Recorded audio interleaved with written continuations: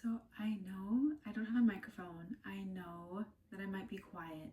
I know that I don't have the right lighting, but please, please, if you have any hopes of living your own life and doing it without all of the karmic baggage and all of the years of self-development and all of the pain and suffering and run around that this life gives us, please listen.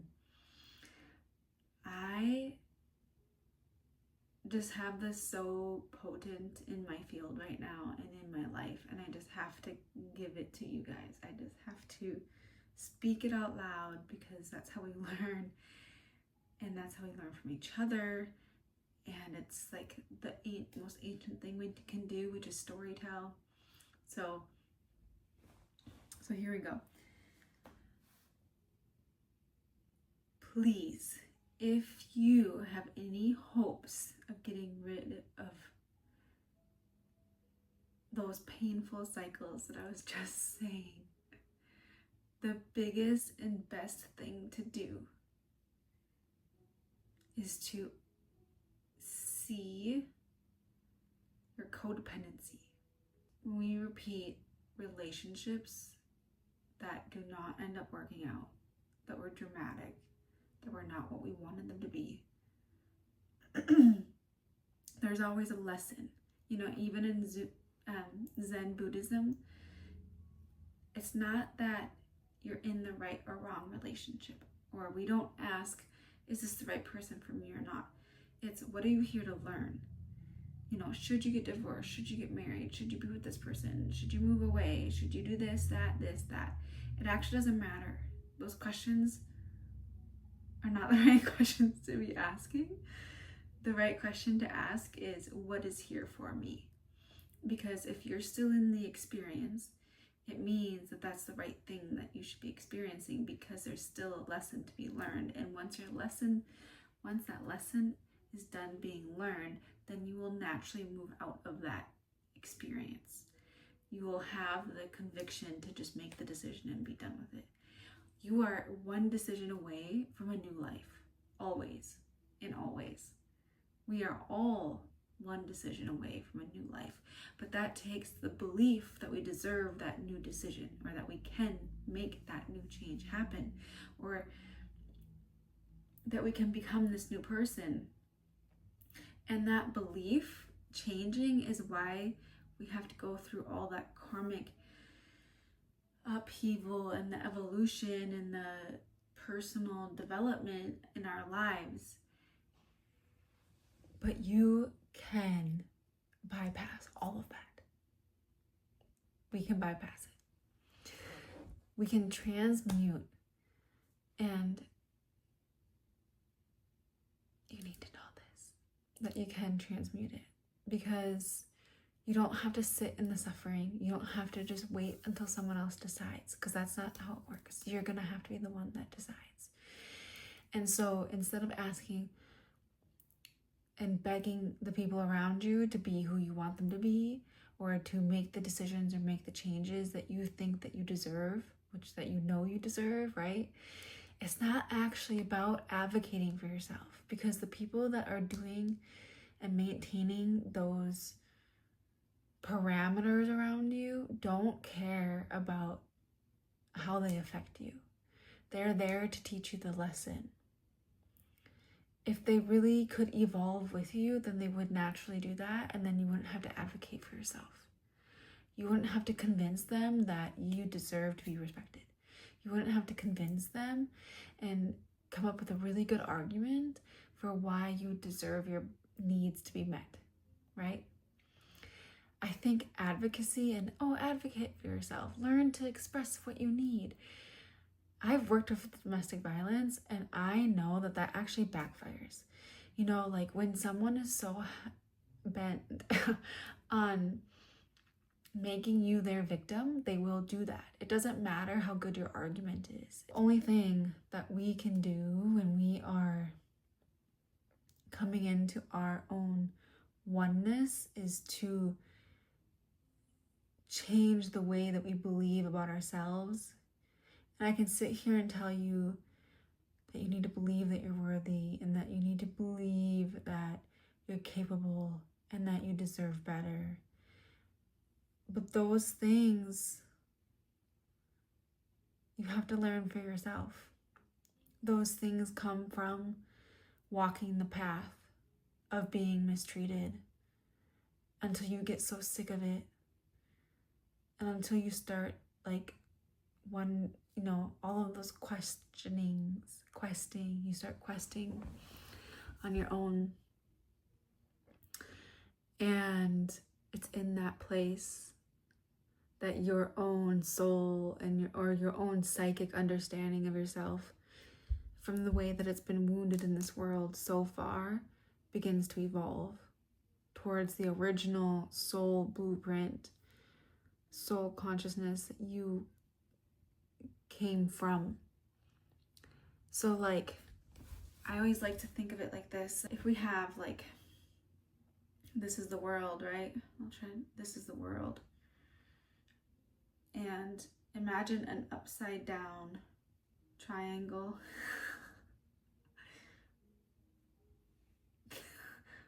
Triangle at the top. Your consciousness is the whole triangle. But the tip of the triangle that is within the earth, that is your soul that incarnated into this body for this human experience, which is a game, by the way. It's a simulation. I'll try to remember to come back to that. That's just the tip of your consciousness. It is not even the full, it's not even an equal amount on each side. Most of your consciousness is still existing in the other realms, in the totality of all of the universe. Just part of your experience, just part of your soul is experiencing this human life to learn the lessons it came to learn. Earth is a mastery school, and there are certain people who have been here already more times than other people's. So those are master souls. I'm actually a master soul number 22. Some people are just an 8 or a 2. The younger people, the younger souls, they get by with having an easier life, because they didn't come here to master such serious lessons. They came here just to experience life, and experience life on earth, to experience the totality of all the emotions and all the experiences that we have here available to us on earth. But for a master soul, we have what may feel like less free will, because we are here to clear karma. We're here to really transcend by transmuting these deeper ancestral soul consciousness contracts, all of that stuff. And it doesn't even matter what all those words mean. I don't like to get lost in it. What I do want to talk about is that one of the quickest ways to transmute the way that I always say, be in the world but not of it, right? That's obviously a biblical saying. But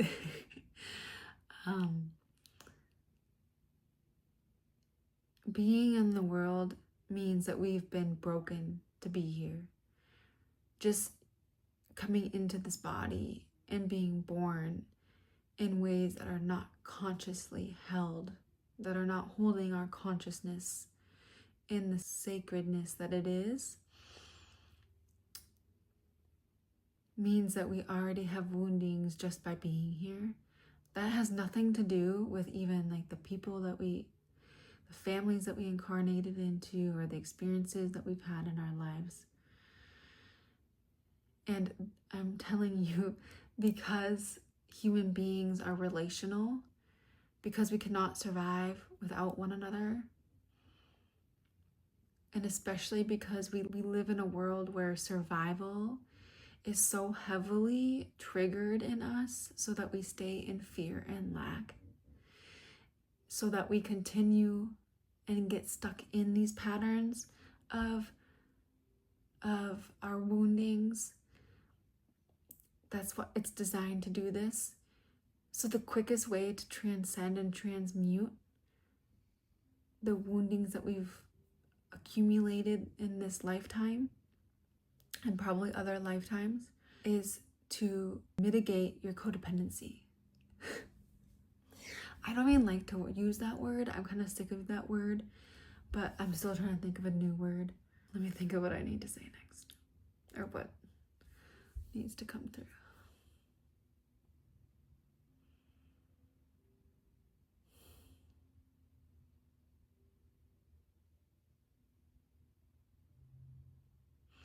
So there's the story of Adam and Eve, right?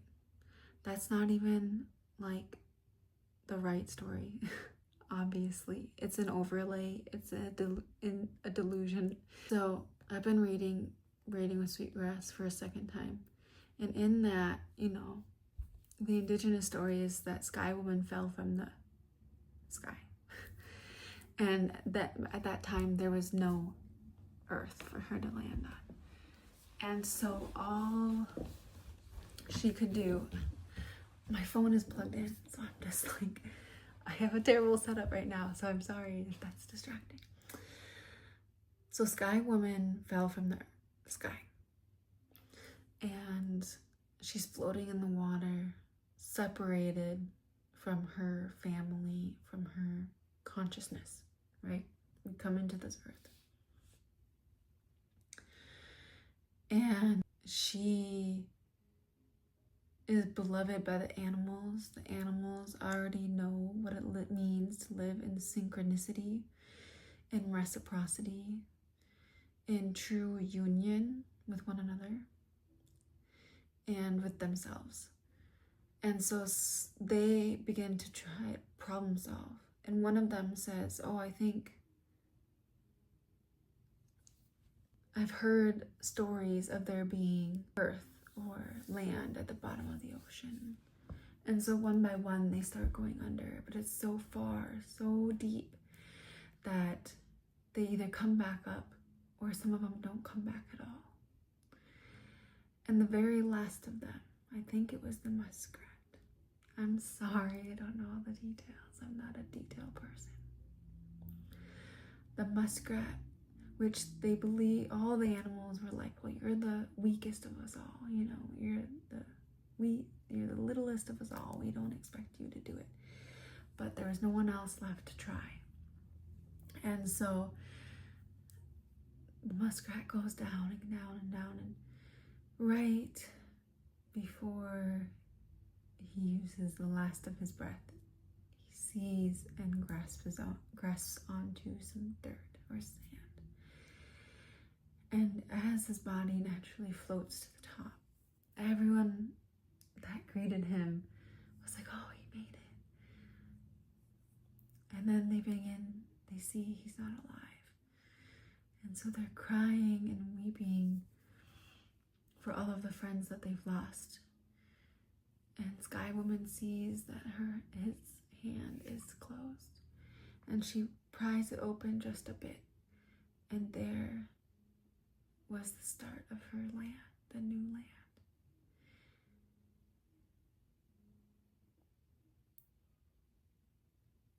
And in this, Sky Woman was so grateful for all of the animals that gave her life, that gave their lives for her. She knew the responsibility that this held, that the life that she owed them to live out in her. And so she knew within her bones, because of the gifts that these animals gave, which was their lives, that she was deserving of being taken care of and provided for in a reciprocal manner, right? We still reciprocate the caring and the giving and the sacrificing. But when it is evenly or reciprocated over time, then it stays and we stay in balance with earth and with nature, with source energy itself. And maybe you should pause this and just feel in your body what it means, the story, what it's telling you, what your own insights are telling you. For me, when I first heard that, I was like, oh, I felt so guilty. I felt so guilty that these animals, I couldn't even handle it, that these animals had given their lives, had sacrificed themselves for me. Me being Sky Woman, me being a being on this earth. And being the feminine,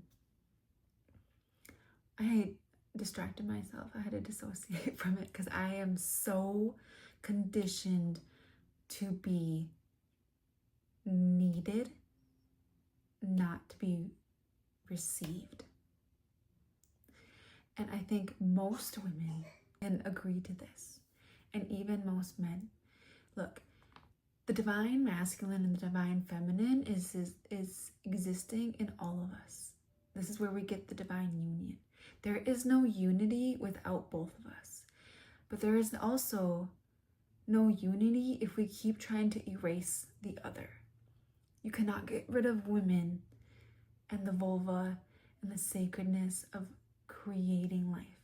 And you cannot get rid of the masculinity who holds life, who is the structure and the container and the doer in the world. We exist because of one another.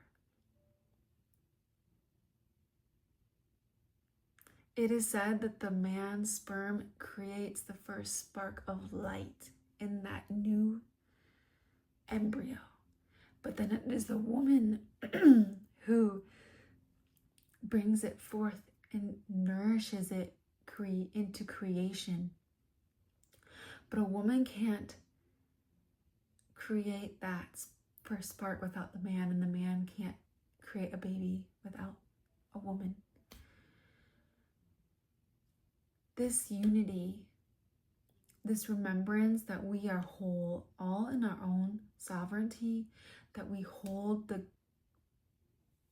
codes for the divine union within ourselves, means you don't need to be codependent.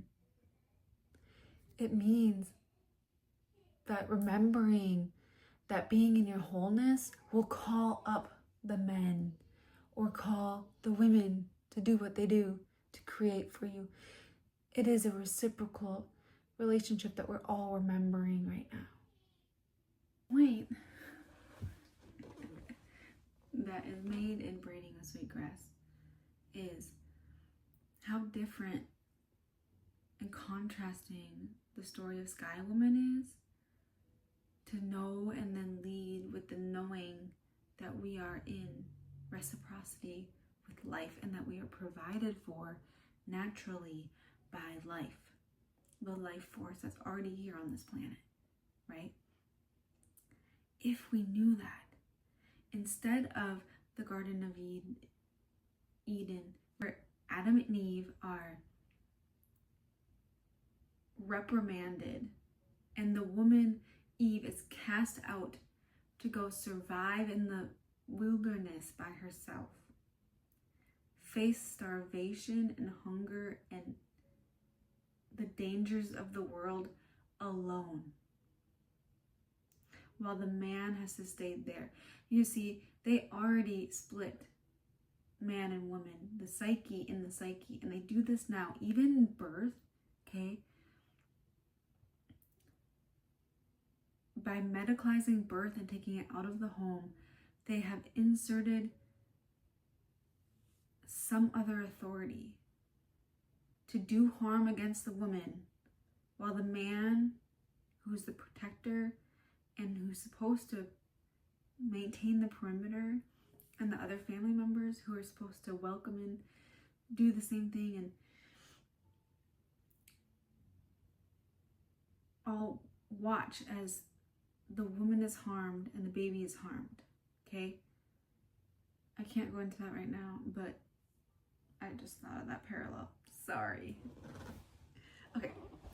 Anyways, if we knew that we wouldn't be cast out for our desires, that we didn't need to grovel and fight and become masters in our mind to try to survive, and if we knew that life would give to us naturally because we are deserving and because we know how to reciprocate and take care of the earth and the animals and the plants, to live in reciprocity, if we knew that already, how differently would you walk through the world? Who would you stop waiting to show up for you? How would you stop groveling?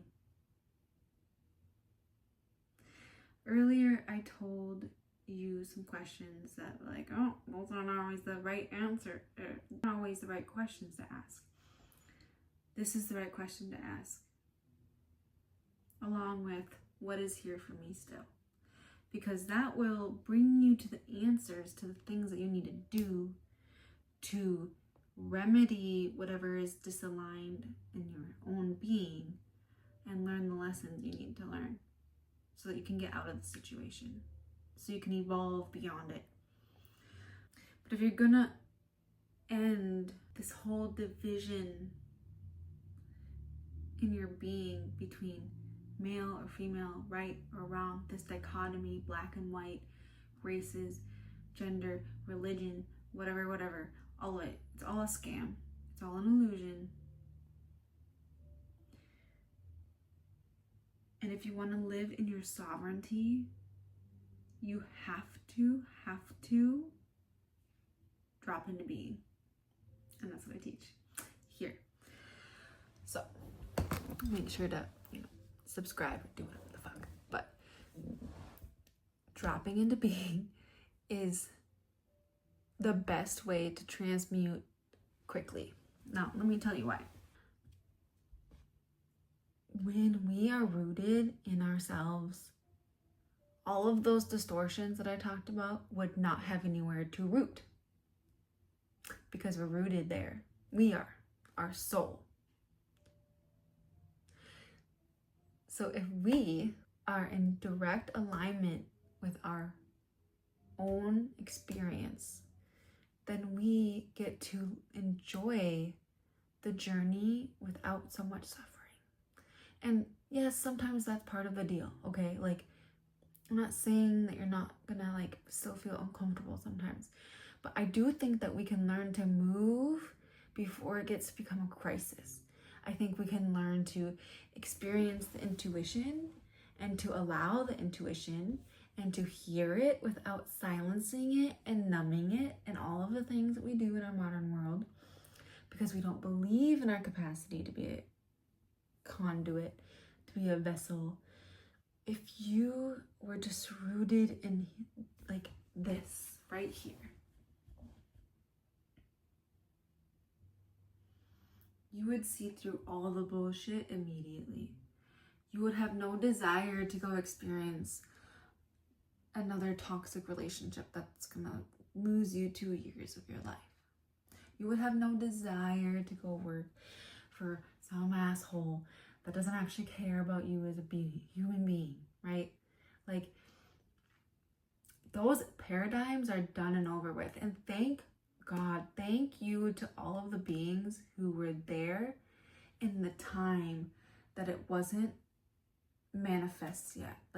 There's a collective evolution that we all are part of as well. And thank you. So grateful to the people who lived within those systems, because that's the timing that they were here for, right? And so that also allows you to let go of the people who you're mad at.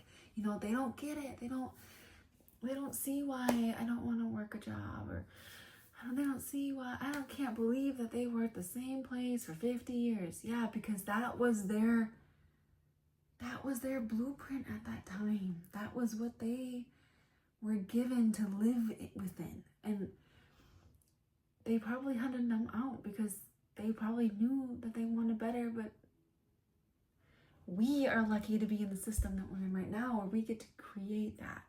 We're literally here creating it. And why I talk about dropping into being so much is because for all of us who've already lived a lot of our lives, I'm 32, I lived most of my life numbing out and in pain. Well, not numbing out. I actually went the dramatic route with it and like listened to all the music and got all like into my feelings about it because I'm a Scorpio. But I felt the pain of it. And I knew I wasn't made for this world, but that means that we're made to create the new world. However, if you're lost in the way that you're suffering or you've been suffering so far, then I can't access you. You can't access you. And dropping into being is the fastest way to get there. Because when you are aligned with who you are, you see through the illusions. When someone else tries to cast a spell on you because that's their belief system, and you're like, actually, that doesn't sit with me. I do not agree with that. You don't have to like suffer through it and try to live by that belief system or even combat it and like create resistance, which then persists it. Like,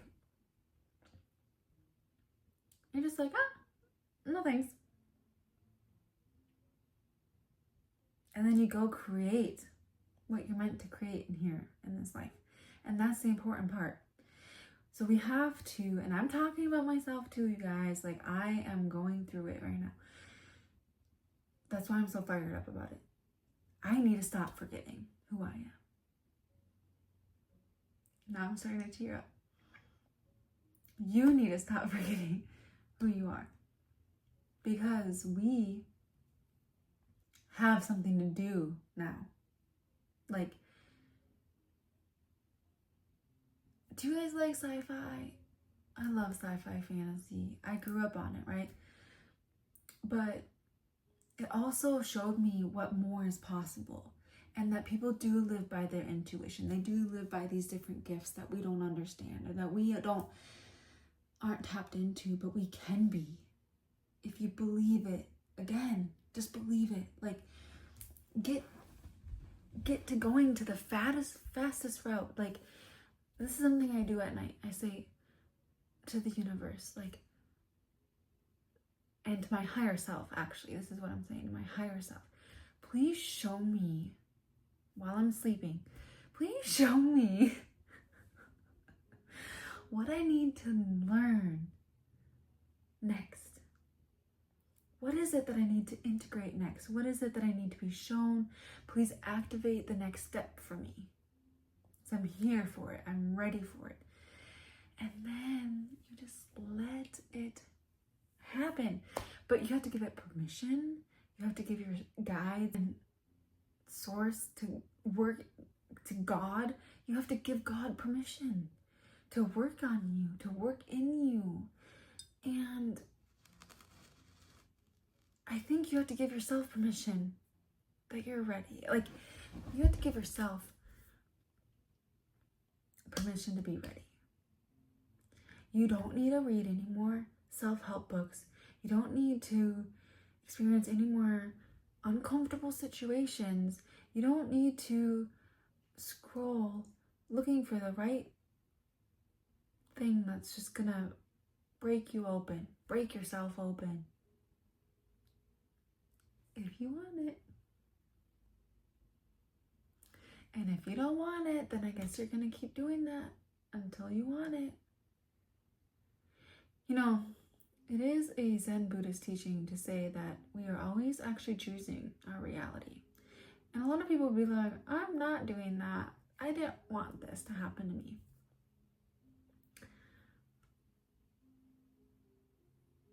And this is not meant to be like spiritual gaslighting, because I hate that shit. It's not that. But like, I know for me, when I was saying I didn't want to experience this thing anymore, I was still making choices that kept me there.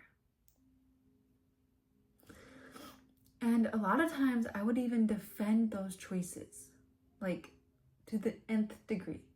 But I believe in this, and I believe in this, and so we really have to be careful what we say we believe in and who we think we are. Like, if you say, I am this, like a hippie, well, but you're also wanting to like live luxuriously because you know that you deserve that, then what? Most hippies are poor. I could go off on a tangent about that, but I'm not going to, because that would distract us from the point right now, which is you are here to be yourself. You're not here to get stuck in the drama of life. And I know that drama is so entertaining, okay? I get it.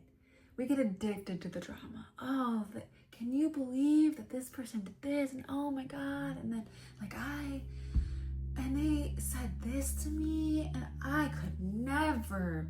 Like, you guys, the quicker that you realize it's a drama and it's a game, the quicker that you get to realize that you don't have to play it. I'm not trying to be some like woo-woo crazy person, but if just for a second you could imagine that this life is a game, that being on Earth is a simulation, in fact, then who are you in the game then? Because if you're only playing as like that one character that's just like just going along unconsciously in the game of life, then I guess that's like what you're gonna do until you die, and then you have to come back because you didn't learn the lessons you needed to learn. Or you could just realize and remember, just as I was giving you in that upside down triangle earlier, that you, who you think you are experiencing this video, experiencing your thoughts, that you are not actually just that pawn or one character that's trying to get through the levels. You are the consciousness observing. You are the game developer. You are the person behind. You're the consciousness behind that little player being played. And it's in that I hope I just fucking blew your mind. Tell me if I blew it, please. Tell me below, because it blows my mind every time I think about it. And the plant medicine told me one time that, because I was going through a drama in my life, and while I was on the medicine, I was sitting up straight and tall. And this is who I wanted to be. This is who I am, but who I was not being, right?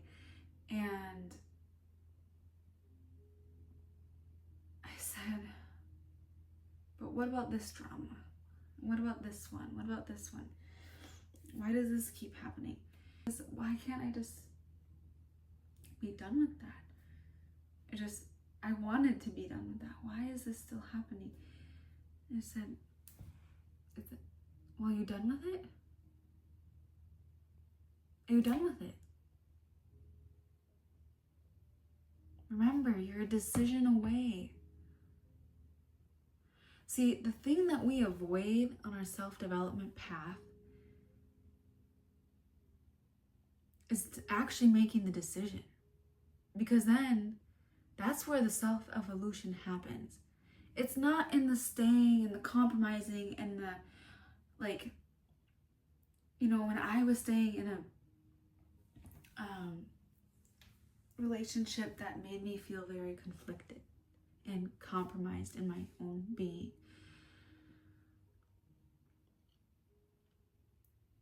I had all the excuses for why I was staying, and I had all of the drama. Again, that's the shit that we're trying to heal, is our attachments to why we think we need to stay there, why we think that this is what love is, or why we think we can't get out of it.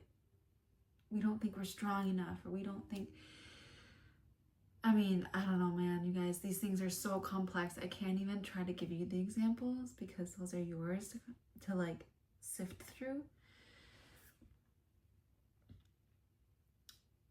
And they're so unique to you. That's why you have to do this work yourself. There can be guides that help you, right? Like, we can do that for each other. You gotta be careful who you're doing it with, though. But, so anyways, the question is, are you done yet? Because once you make that decision, that's the real work. Is then, once you see, okay, or say, yeah, I'm done. I want this next version of me. I want my life to look like this, because you're the creator of your reality. You're the creator of the video game, of the simulation. So then the task becomes, who do you need to become in this human consciousness form to then create that reality? It doesn't just manifest overnight like some stupid guru, new age guru is trying to fucking tell you on Instagram. It's actually more about like, man, now I have to actually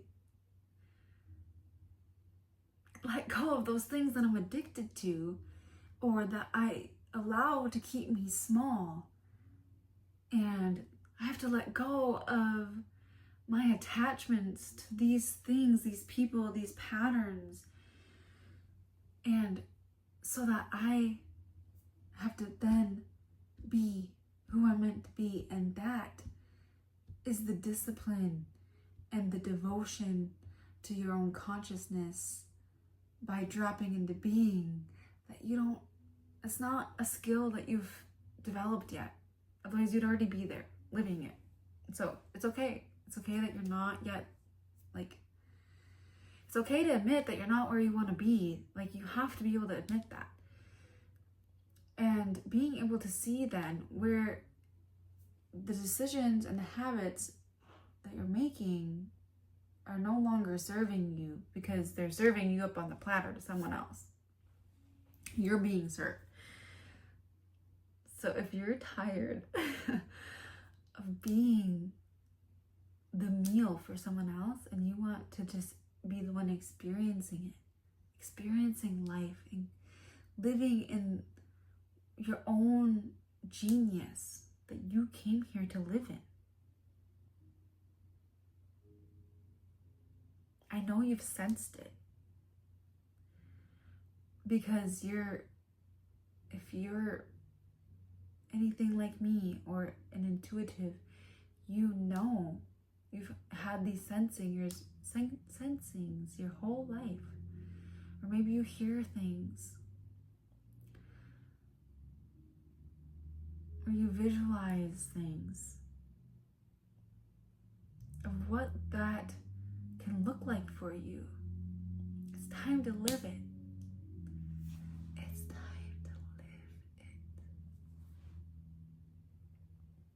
And the quickest way out of that is to not be distracted by relationships. They are an ultimate teacher for sure. Only, like, instead of just surrendering to the environment or the people around you, like, don't do that. That's self-martyrdom. It's actually about surrendering to your own self, to the wisdom and the divine that's working through you by recentering yourself in your life and knowing, oh, this is my preference. This is what I would like. This is what would feel good to me. And then as you're doing that, your essence starts coming alive.